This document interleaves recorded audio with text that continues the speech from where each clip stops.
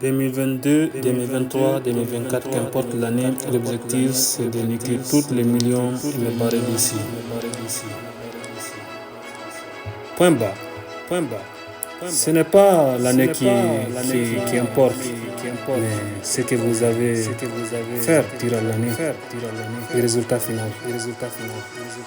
On est 2022, on est 2023, 2024, 2025. On a ɗum ɗo woni ko mapinini ko waɗugol mbuuɗi heɓugol mbuuɗi hara kadi ko heewɗi nder duuɓi kala hitande hewtude. donc oto ani o hitande feƴƴude walla wonde arde anine ko hani on aninde ko wonɗo waɗɗani nden ɗon hitande ɗon. Si tu penses que les gens se soucient de toi, tu te trompes. Si tu meurs à midi, à 13h, tout le monde recommence ses activités. Donc, occupe-toi de tes affaires et concentre-toi sur tes objectifs.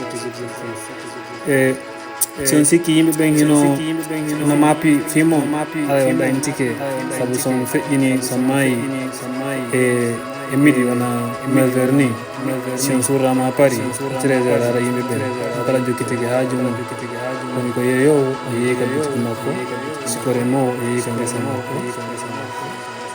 Mon problème était que je voulais amener au sommet avec moi des gens qui ne voulaient même pas me voir au sommet. C'est ça mes amis. Raison pour laquelle n'essayez pas de vouloir aider tout le monde. Et surtout, il faut bien revoir ton entourage. Ko wonno probléme o par ce que hari no falno naɓɓode yimɓe hewɓe kom fala yawde toon jakkannoon ɓe yimɓe ɗon ɓe falno ko falaka hay mi yaha kom woni yawde toon. Donc ndaare moƴƴa ko yimɓe homɓe yaade toon ko yimɓe homɓe watton takkomo yimɓe homɓe naɓorton ka laawol no mawɗo ko hunde hittude voilà. Ouais. Qu'importe les difficultés, résoudre les problèmes ou laisse les problèmes, mais ne vive pas avec les problèmes. C'est-à-dire résoudre les problèmes ou bien laisse les problèmes tranquilles, mais ne vive pas avec les problèmes. Ko no way mawɗo eto ha probléme ji maɗi réglaɗi walla so wata ɗi régilde accuɗi yaha jokka haajuma jokka goɗɗum ngo quoi mais watta jaɓu wondude probléme ji eto toujours wawa régilde probléme ji maɗi walla acca ɗin probléme ɗi wona ko ɗi woni yaha jokkitoɗa goɗɗum ngo watta probléme ji maɗi haɗi waddema ko falɗa wadde. Regarde tout ce que tu as traversé jusqu'à présent, tout ce que tu as enduré et ce que tu as réussi et les épreuves pour lesquelles tu es passé. Regarde ton passé et sois fier de toi. Si tu es encore là, c'est parce qu'à chaque fois tu as été relevé.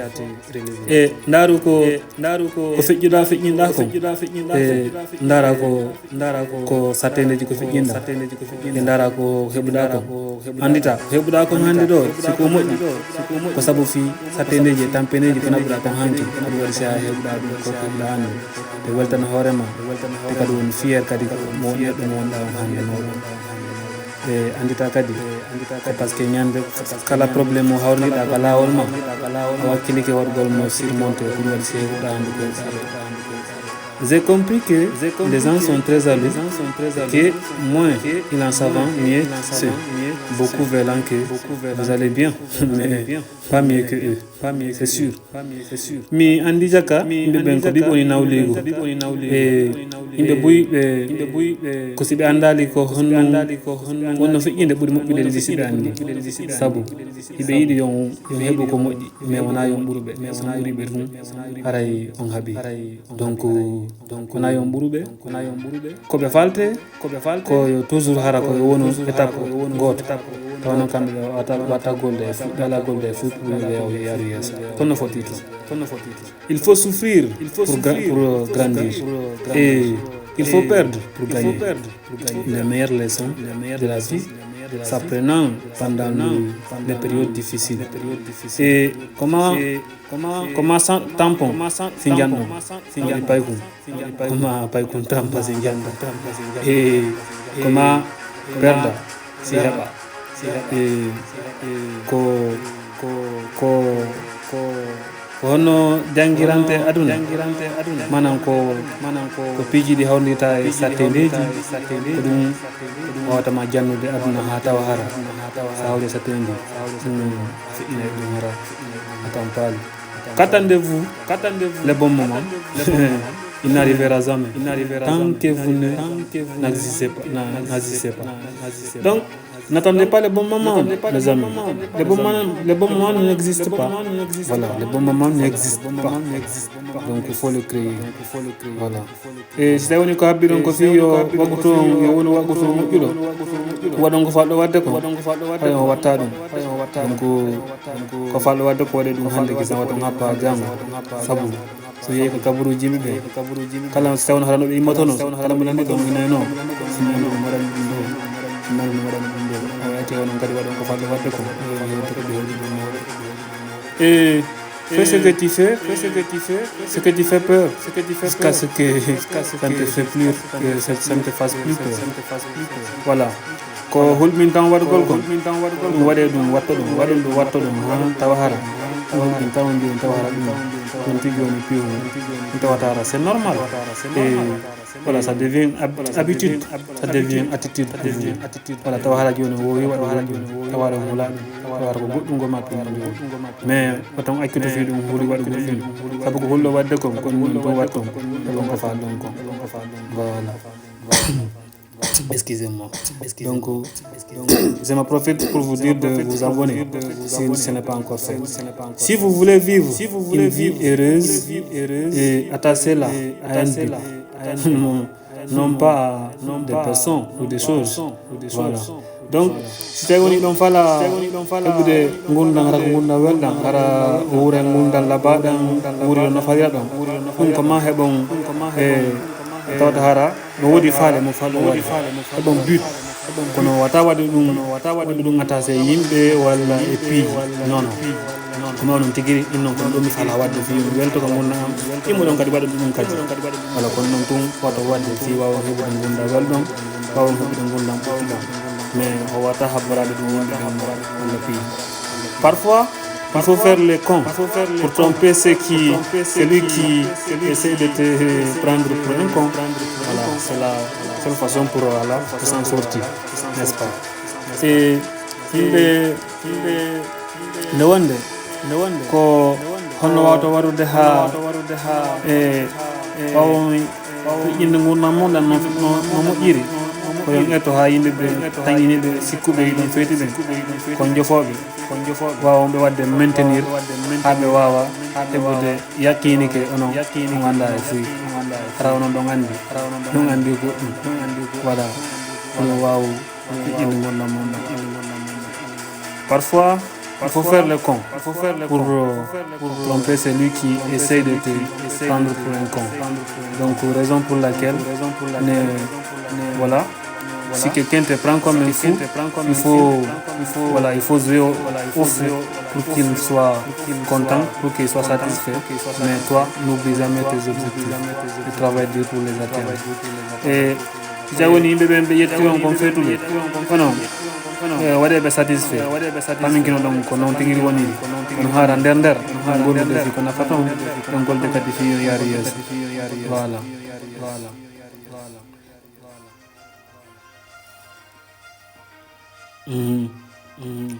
Si tu ne viens pas d'une famille riche, alors la famille riche doit venir de toi. Donc il faut travailler pour ça. Et si tu es venu à famille jawdi, famille marɓe mbuuɗi ete ha tawa hara famille jon jawdi famille jon mbuuɗi koye mon iwata mawɗo mais wata innuɓay min mi tawi mawɓe maɓe ngala on kadi amma e hara ala wona no woniri donc wakkile gollom mawɗo ouais c'est ça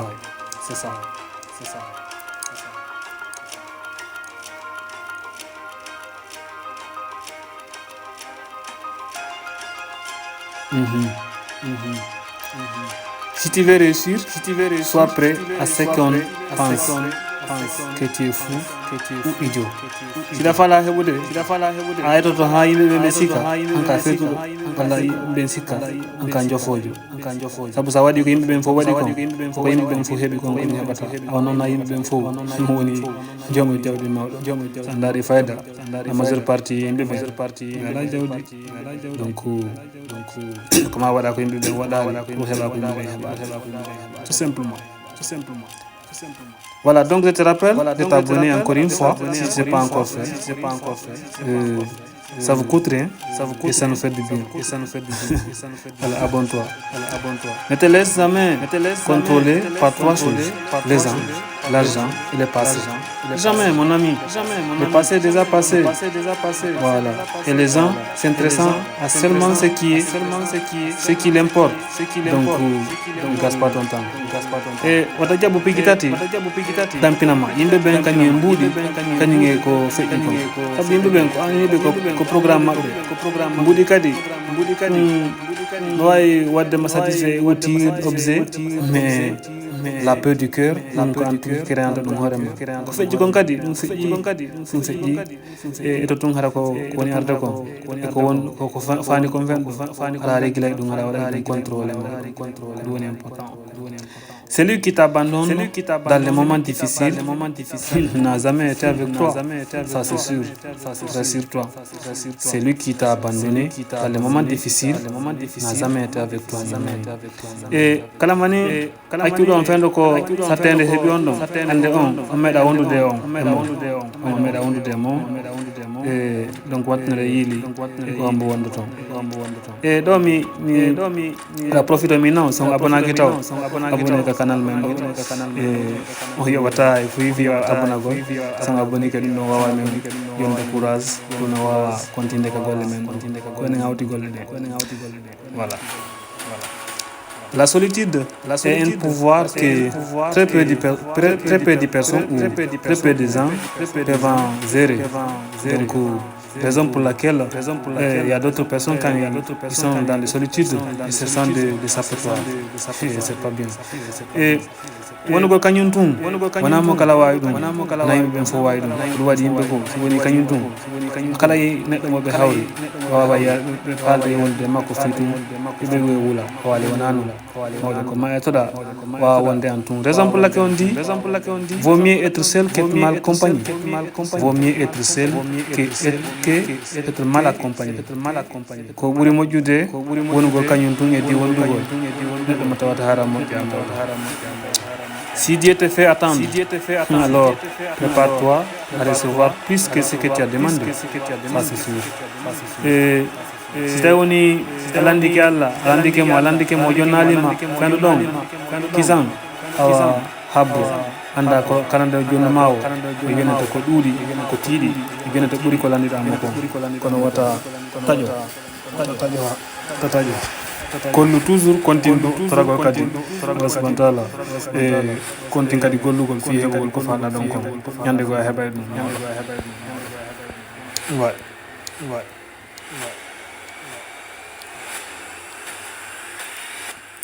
Ne regrette pas d'avoir vécu toutes ces choses, car elles t'ont appris la vie. C'est ça l'importance.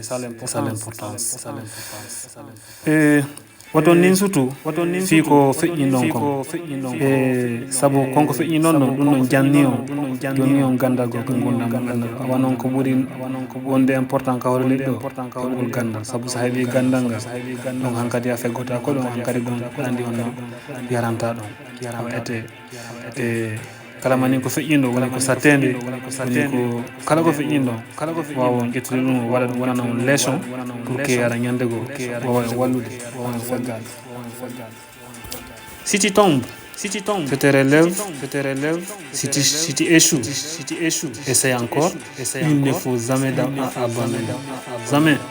Donc il faut toujours travailler, encore travailler, toujours travailler jusqu'à ce que tu atteindre ton objectif. Travaille et travaille, encore travaille.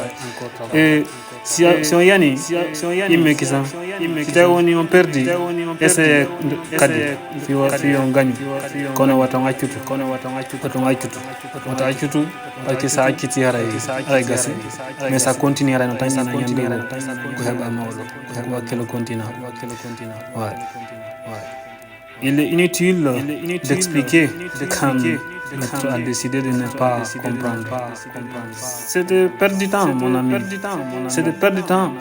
Quand l'autre a décidé de ne pas comprendre, ce n'est pas la peine d'expliquer. Si tu as un monde yobudon, on fala ka on famude. Tende fankudon, yokudon hajimo.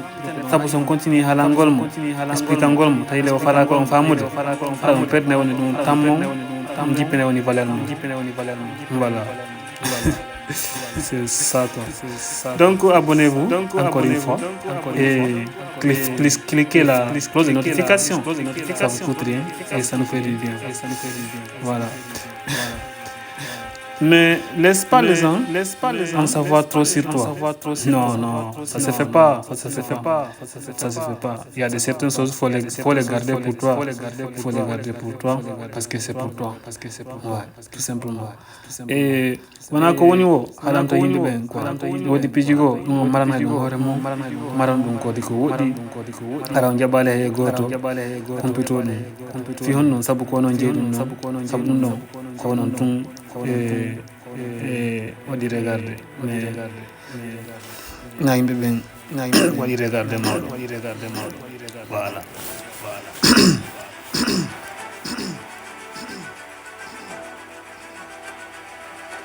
Le but est de veiller avec des souvenirs, pas avec des rêves non réalisés. Le but est de veiller avec des souvenirs, pas avec des rêves non réalisés. Jeune homme, il faut te lever, il faut travailler pour réaliser tes rêves, mais ne continue pas à rêver. Il faut te réveiller maintenant et il faut réaliser. Et yimɓe ɓen manan ko haajade ngem waɗugol piiji ɗi waɗa ɗi mi waɗno ɗum ɗo mi waɗi ɗum ɗo mi falno ɗum ɗo mi waɗi ɗum ɗo mais nanigol miɗo faala waɗi ɗum ɗo miɗo faala waɗde ɗum ɗo non accir noon faale ɗen mi waɗi waɗu kadi waɗu an jigina joni ɗo komi faala ko mi heeɓi ɗum ɗum woni ko ɗaɓɓa kon mon frère, la science n'existe pas. Si vous avez un rêve, va le chercher. Je répète, la chance n'existe pas. La science n'existe pas. La preuve, il faut rester dans la maison dire que j'ai la chance de recevoir 100 € aujourd'hui ou 100 $ ou 100 francs CFA ou 100 $. Tu vas voir si tu vas venir te poser. On va le chercher. Yatiguiɓe kodiraɓe arsike ɗum kono ɗaɓɓanata ɗum hoore mum mawɗo kelum kum ko siko yalti tun ko yeeyi siko ñaama siko walike ka ñakka makko ɗon ana hara ko ɓikkunde nena makko gaddana ɗum ko ñamata. Quand tu vis pour atteindre un objectif élevé, le travail dur n'est pas une option, c'est une nécessité, mon ami. C'est une nécessité. Tu dois le faire. Et dès on y a wadde ko falla kon heɓude fala heɓude ko fala heɓude ko falla kon aɗa gollugol ɗum wona innugol e simi falami golla walla simi falaka meccata ɗum wona obligatoire ma gollugol fiya heɓugo mawɗo gollu fiya heɓu ko falla kon. Encore une fois, je te rappelle de t'abonner. Excuse-moi si je répète ça. Mais abonne-toi et active la cloche de notification. Ah, ça te coûte rien et ça me fait du bien. D'accord. Voilà.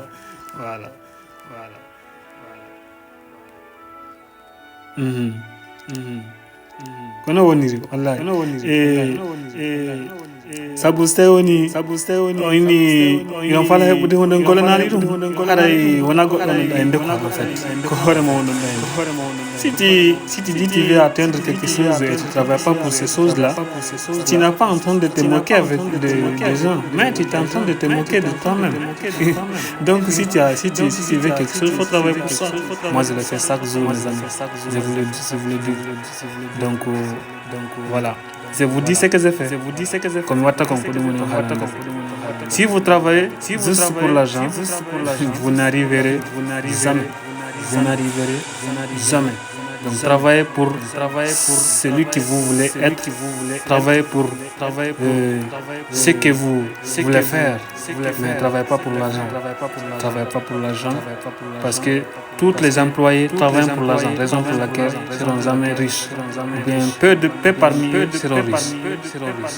Et waton gollo fi mbuɗi tum mais wat golle fi ko falɗo wonde kon yo won ɗum golle fi ko falɗo wadde ko yo waɗ ɗum saabu sawno hano ko gollugol o kayno mbuuɗi hano ɓe gollanoɓe patron ɓe gollanoɓe yimɓe ɓen hano ɓe mino mbuuɗi hano ɓe golle fi mbuuɗi kono ko yimɓe seeɗa ɓe maɓɓe wonta patron ɓe mawɗo. Quand Dieu vous donne un nouveau départ, ne répétez pas les anciennes erreurs. Ça, ce sont des choses à noter. Ne répétez pas les erreurs, mes amis. Voilà. Et si tu as on essayer la goto la joni on kadi la joni on possibilité kadi pour yon essayer kadi était hara faljere nde wanno don den ha yanu don hara on hôpital den faljere don wakile don n'oubliez jamais ne répétez pas les erreurs. Ouais. Parce que Albert Einstein a dit la chose plus folie c'est de faire toujours ce qu'on a fait depuis toujours et essayer d'obtenir des résultats différents. C'est impossible. À l'école, on nous apprend que l'échec est mauvais. Dans la vie, c'est comme ça qu'on apprend. Et quand l'école on faldi son faldi et on fait yataka examen quand on gundando ko faldi den ko fon genna taw on wurir ton ko den genna taw hawa on wonde o kelludo donc ko piji sertudi vous voyez la différence. Voilà, je suis pas en train de me moquer, mais mes amis étudiants, c'est la réalité. Quand Dieu vous donne un nouveau départ, ne répétez pas les anciennes erreurs. On l'a déjà dit, donc je le répète encore une fois. Si vous avez eu la possibilité de faire un départ, ne répétez jamais les erreurs que vous avez fait pour essayer.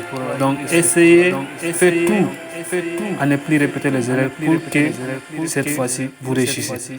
Et si à ce moment-là, il y a une possibilité, son éthique va le yani amaire, on perdait amaire. Si à la journée, il y a une possibilité de voir tout le monde était hafi erreur, pas de donner, tu te lances. On se moque de toi, ta réussite, et là, on te sort qu'on a toujours crié en toi. C'est ça, c'est la réalité d'aujourd'hui. Quand tu commences, tout le monde se moque de toi. Mais si tu as réussi, tout le monde dit ouais, je croyais en toi, je pensais, je l'imaginais, parce que j'étais encouragé, etc. C'est ça. Et si on fout des cabanes de l'onde, mais si on voit des hondes, des latiques, les fonds inna, mais on doit avoir des ko wakili donc ça wakili qui me bembe nyoima, halima ko boni, hada jabu akitire sabu. Ne vous sentez pas coupable d'avoir mis fin à une amitié qui n'était pas bon pour ton avenir. Tu as bien fait, mon ami, tu as bien fait. Et waton ninsu ko hondum akitano don jatigi jomo tay woni ngal jatigi yagal mon don ay ala on nafude ala on adande pigi. Je vous donne un exemple. Un ami Soula ou un ami qui fume de la drogue. Ça c'est pas un ami. Donc si l'amitié est cassée, en ce cas, c'est une fête c'est une fête. On doit faire de nous. Si tu on do manan jadgi Soula jadgi fimo drogue on jadgi yagal mo ngal boni on ko fête hani wonde on a c'est une bonne. Ceux qui disent que tu ne peux pas le faire ont trop peur que tu le fasses. Tu vois, c'est ça. Ceux qui disent que tu ne peux pas le faire ont trop peur que tu le fasses.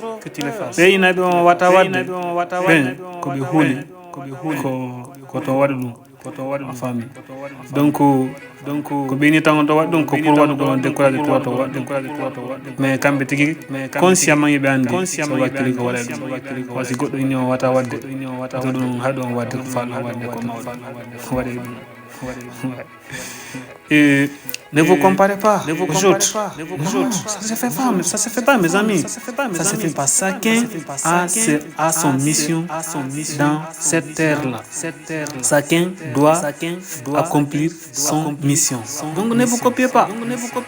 Chacun a son propre rôle à jouer. Donc ne vous copiez jamais. Quand on dit vous wadde copier, il be mawdo. Eto wakilo wada rôle ma parce que mo kala no mari rôle ko hore adna do kala no hani wadde goddo eto gisam fudda wadde ko handa wadde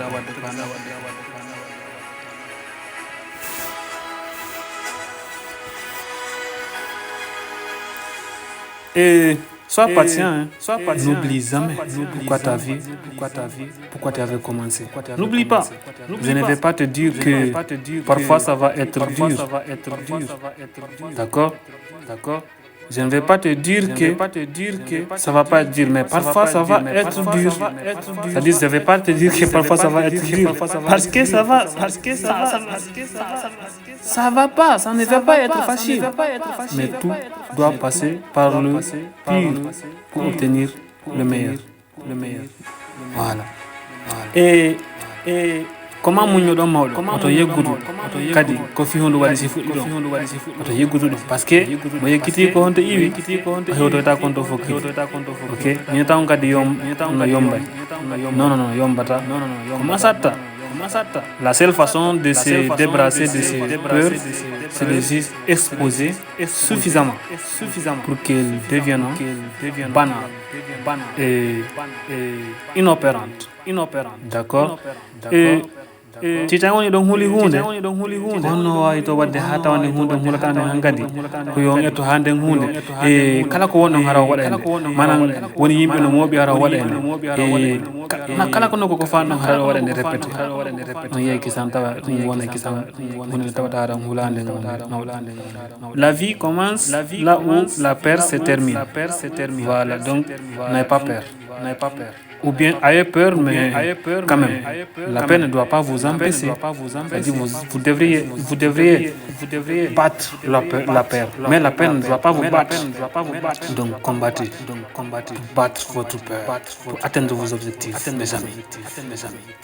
Et gonna nan ko fudi ko kulongol gasi donc fi don huli dum hadon continue sabu son huli dum ko parce que do wawi hebude dum si tu veux réussir tu dois être prêt à être incompris pour une longue période ça c'est ça ouais tu dois être incompris. Je le connais. Je sais ce que je suis en train de vous dire. Et sinon voilà patron wala jon jawdi wala jon gandal jon darja kala ko fa longe bu demawdo comment ay moment donné ono yimbe tawtara yimbe ay goto wata on famude ko famu mais hara ono do andi ko fallo fakati ko won don gollande ma c'est tout simplement ça. Donc Zenon, je te rappelle encore une fois de tes abonnés et activer la cloche de notification. Vous ne pouvez pas choisir ni comment mourir, ni quand, mais vous pouvez décider de comment vous allez vivre. Ouais, ça c'est ça. C'est pas parce que vous êtes né pauvre, que vous allez mourir pauvre. Non. Voilà. Donc o wata subade ko honno mayirto o wata subade ko honto kadi mayoto ko no wuri ton non way subade ton parce que son gollani gonna mon nan wawa wuto no faaje do wuri no mawdo to inno bayon hebama onon ko miskino maye kadi miskino kolle fi on yu miskino OK woni ko miskino non ko en général que soit manque de connaissances, manque de l'argent, manque de toutes sortes. Voilà. concentrez-vous sur l'endroit où vous voulez aller. Pas sur ce que vous craignez. Awado, wakile hata wara kulongo, wa on etali tammo ko fitino, migita ko fiko hulongo, mais wakile migito don fi ko honto fallo yawde. So migiti ko honto fallo yawde, kulongo yawta on darnugo. Mais c'est woni ko ngeti hakkile mun ko wadi kulongo awara hankadi yata on hewtota ko fallo yawde to. Donc pensez migite ko fallo yawde don acjon kulongo ngo wona ko woni don mawdo. Ton avenir dépend de ce que tu fais aujourd'hui. Regarde bien ce que tu fais. Avenir mon. On a fait au Soudaki. On doit wattre kon hande do. Ko dum woni hol. On digiri woni avenir mon. Donc était ha donc ko nafata mo hande do. D'accord. C'est extrêmement important. Ouais. Nani cinta kadi abonno et activa kadi close de notification ata yegutude voilà ko ene ngawti golle de d'accord ouais.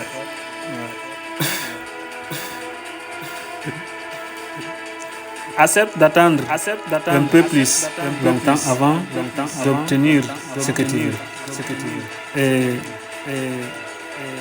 si tu as une fala hebde hunde comment wakilo ɗon muñu ɗon habbitu ɗon nden hunde mais oton innu ko ma tun immo ɗon tun heɓon nden hunde donc ko ma muñu ɗon ko wawa heɓude ko fal ɗon kon voilà c'était ça. Je vous invite encore une fois de vous abonner et d'activer la cloche de notification. Ciao, à la prochaine.